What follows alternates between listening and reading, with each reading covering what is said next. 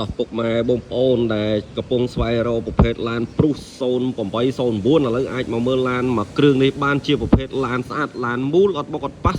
09បាទសម្រាប់ត្រេនេះគឺត្រេមកពីអាមេរិកផ្ទាល់ហ្នឹងបាទពុកម៉ែបងប្អូនចង់មកមើលអីអាចមកមើលបានឥឡូវកំពុងតែប៉ូលាខាត់ស្បែកបាទខាងក្នុងវិញគឺ form ការអីមកស្អាតពុកម៉ែបងប្អូនសម្រាប់ពូកថ្មីដេទាំងអស់បាទ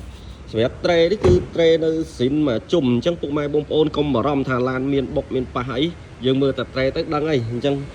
ពុកម៉ែបងប្អូនដែលចង់បានឡានស្អាតអាចមកមើលឡានមួយគ្រឿងនេះបាន09អី full option បាទត្រេនៅសងខាងអញ្ចឹងពុកម៉ែបងប្អូនអញ្ចឹងមួយស្គុតគៀអីគឺនៅទាំងអស់ឡានទឹកថ្នាំគឺនៅទាំងអស់ពុកម៉ែបងប្អូនដែលចង់បានឡានស្អាតបាទ full option បាស JVL